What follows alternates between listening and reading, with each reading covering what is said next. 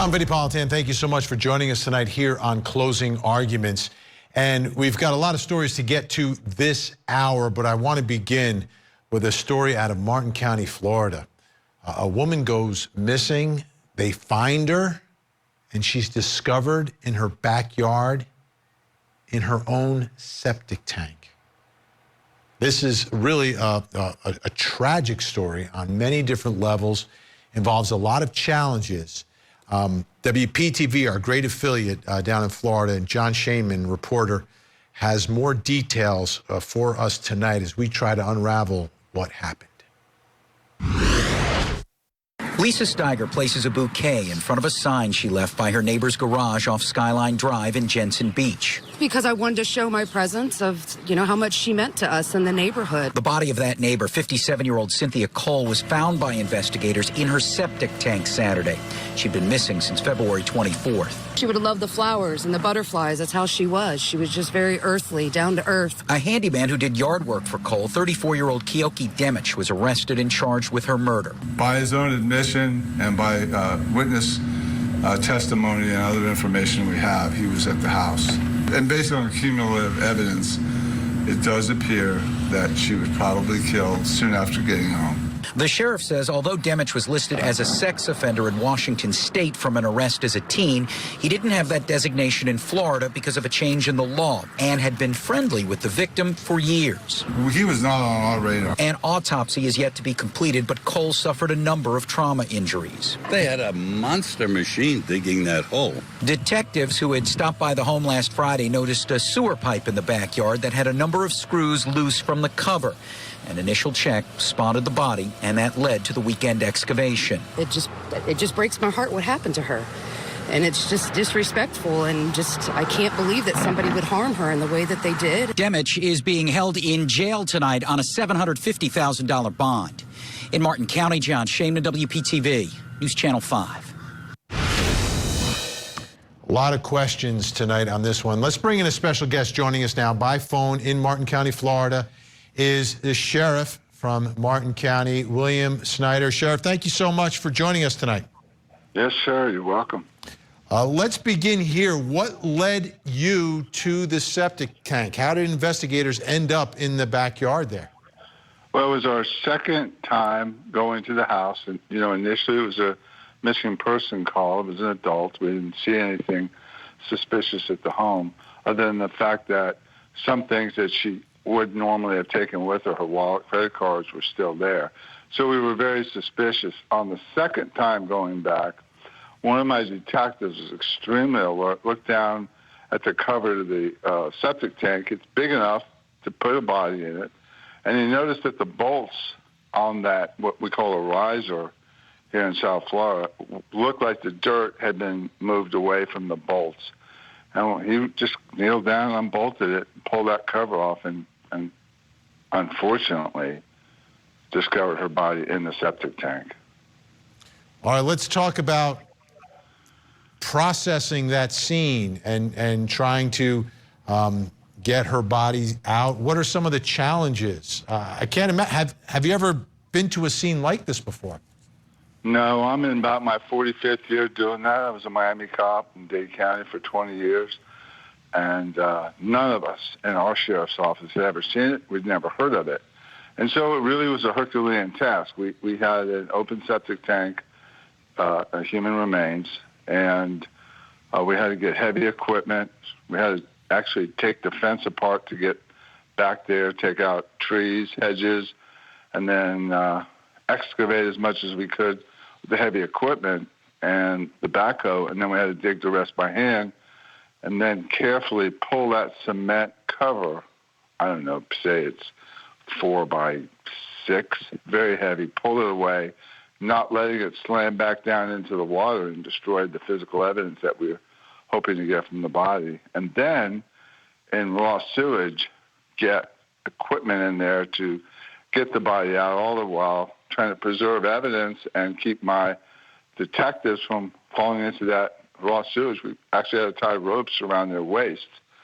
And it was a Herculean task. Amazing. Now, what led you from investigating the septic tank and discovering her body to then tracking down this handyman. Well, the handyman, Keoki Demich, was on our radar really almost from the day we got the missing person report, because he was known to go over there. She was a single female. He had been seen over the years coming and going and helping her. And so we went to talk to him. You know, a homicide or a missing person investigation, thinking it might be a homicide, you have to eliminate everybody who would have had contact with the victim. And when we interviewed him to eliminate him from suspicion, it just was clear, really from the very beginning, that he was hiding something. And so just, I don't think you have time on the show to get into all the nuances of it, but he was lying from the very beginning. It was easy to see that he was lying. So we conducted around-the-clock surveillance and ultimately put him at the scene and then driving away with her car. So, again, amazing work by you all, that so quickly you can recognize someone is being deceptive and is on your radar. Have you been able to put together a timeline of when all this happened and perhaps what motivated it? Well, it's two big questions. The timeline really is not that complex. She was at an event in downtown Jensen Beach here in Martin County, a kind of a middle-class neighborhood. She was with some friends, not drinking, nothing going on unusual, and she went home. Well, over the next, I don't have the report in front of me, 5 or 6 days, they never heard from her again. She failed to make some appointments. And so the timeline looked like, well, it looks like now with follow-up and evidence from cell phones and video camera surveillances we've got from cooperating witnesses, neighborhood, it looks like she went from the restaurant to home. He was already there. He puts himself there. He admits that he was there. And we have evidence that he drove the car away. He admits driving the car away. So the timeline is pretty tight. It looks like she gets home at 7:30, and he's gone in her car by 8 o'clock. And the why of it, because you mentioned that he had been there for years. Why at this moment do you believe that he would take her life? Look, one of the hardest things for us as investigators is always to determine motive. Sometimes motive is easy. You know, there's missing money, there's ransacking, there's obvious signs of a sexual battery. In this case, we can't tell if anything's missing from the house. She can't tell us. He's not cooperating.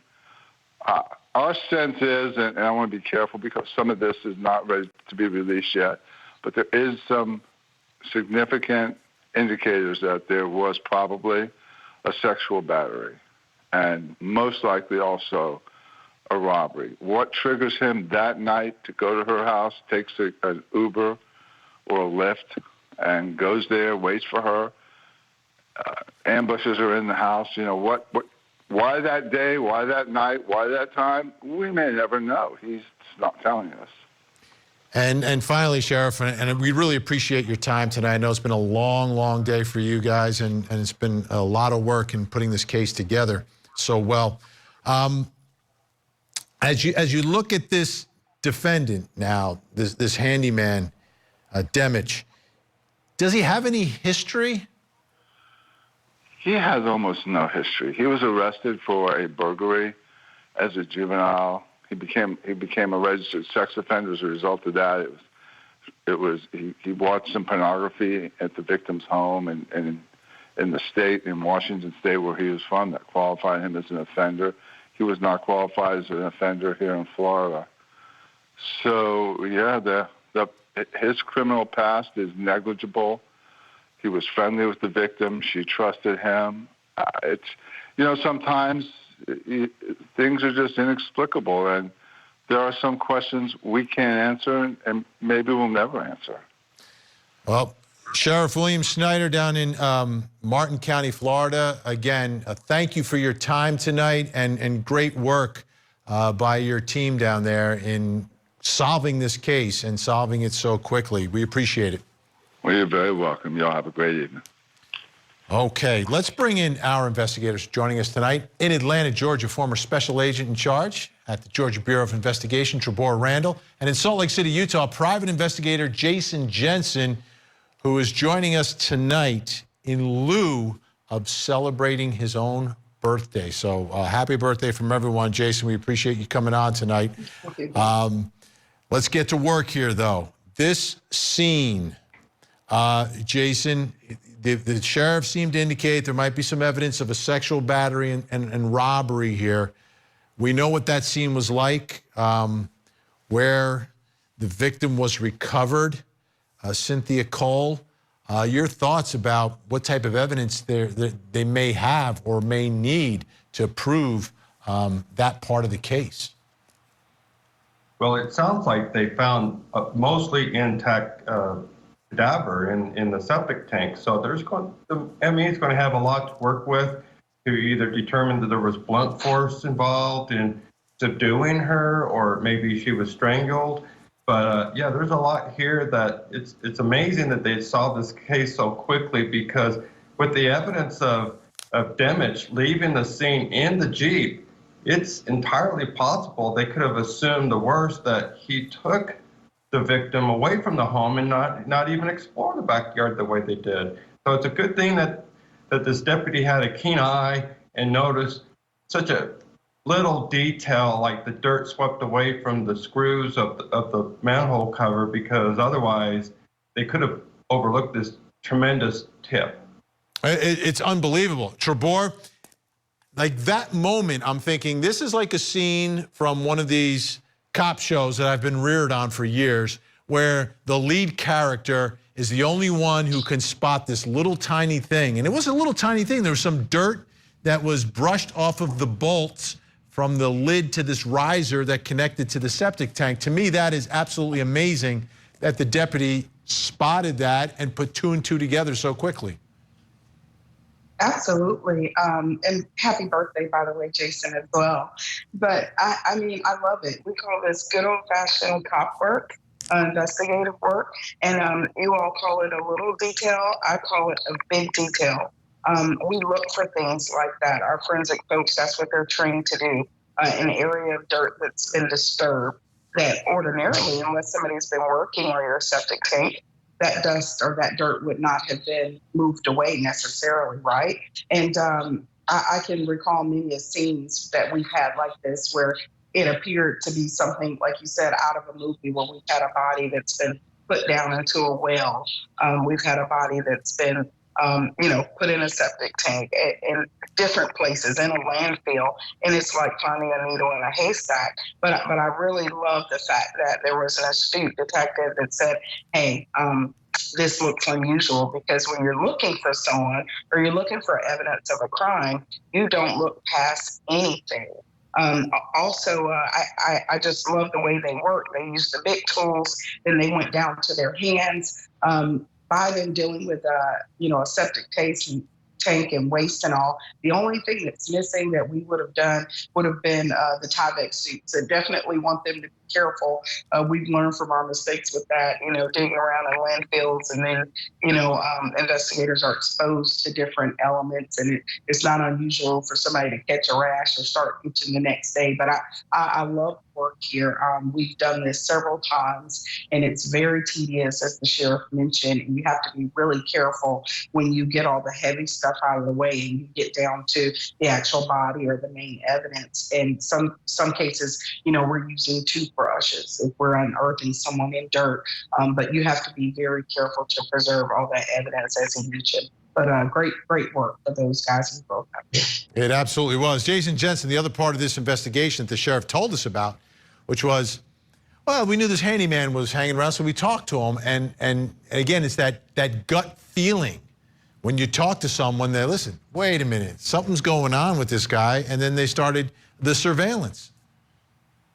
Exactly. And I think what led them to that is the fact that Cindy had friends, her neighbor, in fact. And so the neighbor was aware that Cindy had work being done to her home. So the question is, maybe the handyman saw something, or is the work unfinished? That would be a tremendous lead. It's like, why did you stop working? When's the last time you saw Cindy? So I'm sure it started there and it got broader from there.